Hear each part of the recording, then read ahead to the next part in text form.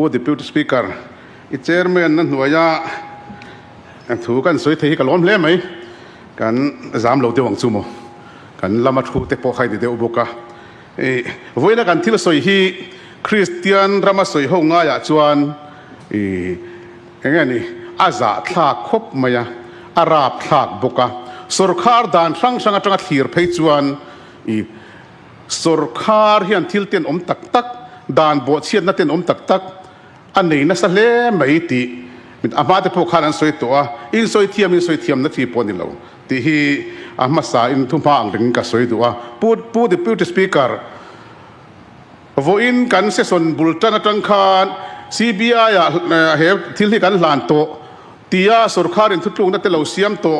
อันนี้ฟังคานมีสปอร์ตตัวMNF legislature party ละมาจังอินดรอาร์ทั้งเลียนะmembers ตักินเหตุการณ์ resolution ที่รอนปูลูตา CBI นะที่ช่วยนาตาเตียจังไก่เทนานกัน host record เลยกัน host proceeding กัน voice record ซงเตหีอัชโดนะจู่ฟังจวนมันโมเมียลวินเฮสวนเลียนตัก corruption เลียนตัก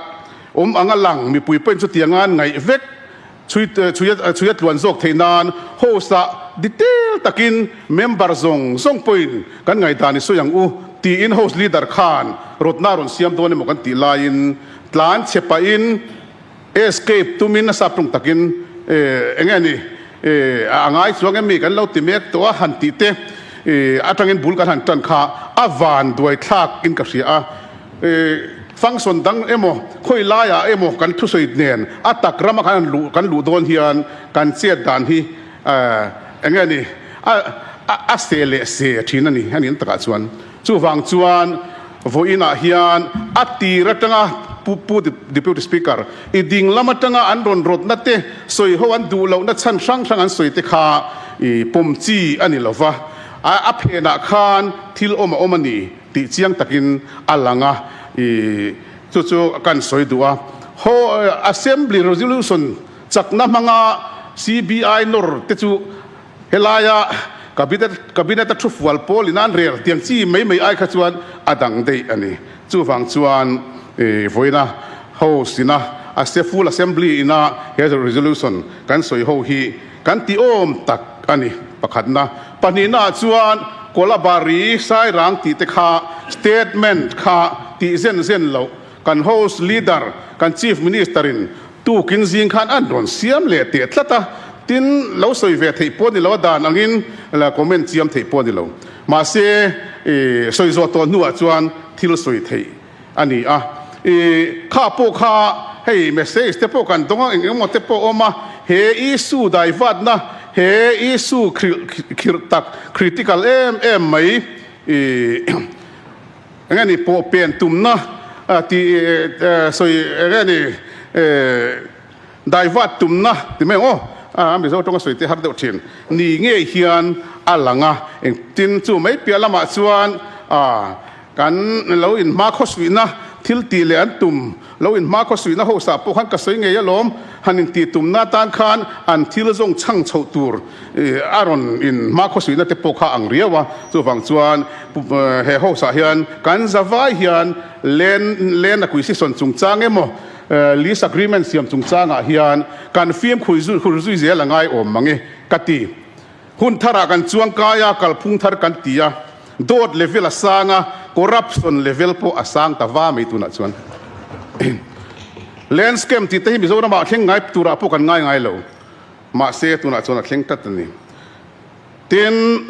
จุมีชวนครอจุดที่จะหันตีเวลังจีเตหีอย่างนี้อาศัยน้ำมันอาศัยปบไม่ตัวเราเรียนนักจุงจ้างเงี้ยมั้งให้มี assembly member MLA เตจุงจ้างอันนี้มั้ง XMLA เตจุงจ้างอันนี้มั้งอันนี้ชวนเขาใส่ให้สวยเฉดตัวนั้นเราตัวฟังอินใครที่เตปกันสวยเฉดตักเตปกันสวยไม่หลอมนี่มินเปียละมาเตปนี่มินเปียละมาเตปตัวฟังชวนอาศัยน้ำมันตัวติ๊กตักจู MLA เตจงจ้างเลยจันจีนเนี่ยมันอินซิเดนเนี่ยมันฮิจูโฮซีนี่ส่วนน้ำมันตัวข้อหาอินัสพุนสุดจงติลักจีนี่เราติข้ากันสวยตัวครัวงาข้าเองมันโอ้มันนี่สวยไม่รู้ กันสวยไม่ตัวนี้ตีตุยเตหินเอาปังตัวเสียบตีดันทุกอันนี้จู่ฟังจวนสวยตัวจะสวยป๊บไม่ตัวทีนข้างกันสวยข้าน CBI พูดจักโดนตลอดพูด Deputy Speaker สวยกันโอเลยกันสวยส่งให้รีคอร์ดเวกันนี่เขาสาเหตุทีน police case อาจจะลากเทแล้ววันนี้ตีเต้นติดเชียน Assembly เขาสาที่สวยที่จู่ฟังจวนกันสวยตัวในกับเชฟเวอร์เนี่ยกันง่ายขาตีเวลค่ะcái chỗ cái MLA thì đàn tụi nên cái sao ngay thằng ấy chú mi chuan chú tiếng chuan là soi đi chú bỏ chú tên là đi thì bol mấy khá cái thì đàn tụi này do cái sao tiền cái tu cái riêng cái bul trăn chậu thì khá là soi masala mà khá cái house leader le cái revenue minister khá anh ấy nikal phung thar thì ta cả soi hậu mà khá là luôn revut maya he thila hi chuan mong za inga mo deu hi chuan om mon leti mei tur hin dewin ka ria kan revenue minister ina dana ron kuat chua kha fatu zinga mi a khalam kha chu ka shel law ke chuan kan revenue minister ina LLB te zir to te ron soi chua ka dana ron chiar chua kha a chiar kim lawani pu deputy speaker ama state government related like haron soya heta hian pu deputy speaker phalna in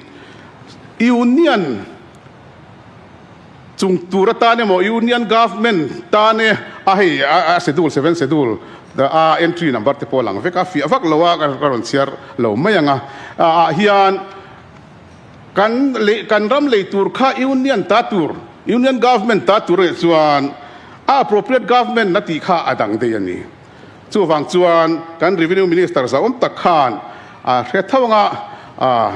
engani video clip vela tan helai hi soi he michin hi soila kan ming thazok ang ti na ani palang ti ka hlau riawa chu wang chuan thil hi chan velek soi chuan adik thailo a full hian soila ta hian leng pui ram union government ta na lak tur chung changa exemption pe thei tu le exemption pek dan tur chu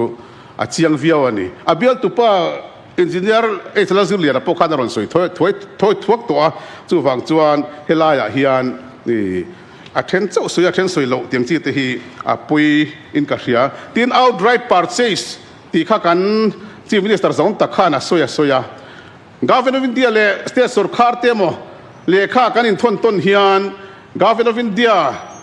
chuan emo andron deal na masa khan land acquisition oblique outright purchase andron tim atimi kha khami subject khani lo chuan a subject hin thak khat khop mai ka shet ve china government of Mizoram po khan kha subject book khan an zuk thon le me yani outright purchase khan Mizoram sarkar MNF kai roi Mizoram sarkar khan ti atum ti na lam di reng lo thei po thei mi lawani kan dan man la yang hian chu wang chuan kan hriat angin tribal ram kan ni tin article 371 g ti te poi ka sui cha khop maya huna omle ka sui anga tulai chu kan ron sui lang le du boka tin hey SIA han ti te po kha kan hrevet mai ma se exam na tur chi om hi om ve tin NOC ti te po kha adikim lo dem kan se kha chon ron soi to ka soi non lo anga ma se NOC kha aram phal du tu tele ram nei tu te NOC kha helaya NOC kha mi NOC kha a whole sale NOC tan khan kan pulek leka khatyang zong khan chi hin alang lawani ti kha kan soi lang le du boka tin leng pui kan mel riat te pon ni ve an VCP phei chu rei ta kan riat to ni akulama football field te kan ti sakai bel tu pa malak na in kan hun masalama te po khong ai pon khong ai thak hial ani Mizoram mi pui huat lutuk ti anga te po hian kan chua lek lekin ka ria khatiang kha thil om dan ani lova NOC kha aram phal tu te chuan an sign relawang chu ma se khatiang a khotlang ai o ten side ang chi leka kan soi po kha adik lo khop mai NOC ringo ta po hian in hnial fe thamani SIA exemption pek chung changa po hian in hnial fe theina ni pu speaker i veilama tang te hi kan dik zok zel di khang sung sung khan ti kha kan soi duwa tin a dot lia chuan hei sarkar ate kan lo thok ve thina lal lian ni hlo tur zorama pek zorama hian da lo pek dingot po hi in solfil thei lo na tling ani case longa kal chuan chu wang chuan lal lian ni hlo tur lal lian ni january hlo tur zorama hian da lo pek de wang po officer senior te po suspend te case kir tak lo ti pala wang po lo an lo don thei chuan land owner sarkar appropriate authority in sum apek tura wadis te ti mayang nimia lo sarkarin chief minister thupe ka ti india mi khan sin khan chief minister thupe ka ni phei chuan vai bel che sa za som pasari chu nuai sing khan le sang khan le za sari ani atam khop mai cheng sing khat po nei tu ni lo ne na sarkar ra pek chuan case khir tak or lo thel lawa cheng nuai sing khan le sang khan le za sari chuang ning ka sia figure he ka se re thei lawa a dong lo tur ne na pe ka ni chuan tum ai chuan chumia mo phurtu te chu an case a khirang ti hiarin oma eng poni se thu nei tu in an ti do na kha chu thu dang ni sela tin notarize ti te kan sia registration ngai dan te he sarkar thar adin nuwa po hian registration chungchang ram in leya register dan te dan thar te ariat ti san te po oma khang dan po kha hela central dan le na acquisition ram lak dan te dan kan zum lo mai po khan di lo kan agreement po hi kan an hemi ram nei tu le ram le chong tu te na agreement an lo sign le engmo vel po hi notarize po hi lo ni ome chu wang chuan dan po chiat na hi ain thua thip na sa don ain thua thip na sa ni hian ka ringa pu the speaker hey just so yang ta kadang ro dewa in an phalve si lo a hre omang ren khop mai chu wang chuan phal to te poi kan ngen ngal tiang tui han in zeu te chu nge ni ai o ne na pon noi sing khale sang khan za sari an pe theilom le tui in zeu te jong ka ten ui em ni chu wang chuan he thil hi anep lo hi ka soi duwa chu wang chuan kan resolution private member resolution hi aron pulut tu po hian a wording sim po hi adik mange ka tia pu the speaker ka mu dan dik tak kan soi ni i ding lama thuwa hian thil dik du tam takan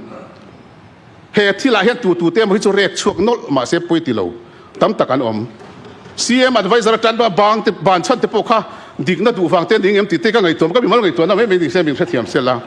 ka live vel te khan nei zo mem FCAA man mo taka he hosa min introduce ka min pass pui rum na san te kha he leng pui ram hi engmo na kina lati boy lenga te anti boy huna po defense ministry na an chu lu lo an chu an lak lop theina an ti ngai tu na manga ti ni em ti po hi ngai tu thei khop mai tin campaign tam to na chu wang chuan ni soi lo turin ti chung khan discuss lo la detail in soi lo la tin vel khan hun kan phang tam lu tu ka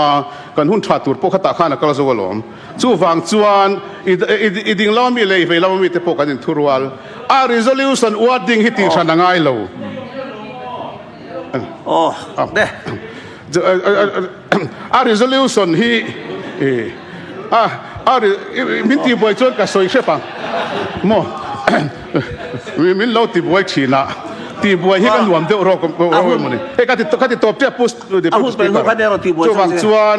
he thil hi a serious sa mi puiten min be sein da po hi a serious sa kei po amingin MNF thalai president kania CBI ya kan ti hi ato lo de wangem MNF thalai hian look ekta hian action pa in he ho sain pass te la chumi chak na bang chuan kan engani complaint ti kan submit ve don lomi ti te kan ngai to do na tin legislative party te po hi ho win Delhi te po zuk zinila resolution hi hum ve voila CBI office te po zuk lu choila ti theng hian kan ngai tu ni ti kha ka soi du ani ole min lo ti buai te wa wangin kan soi rei ta hreta min thiam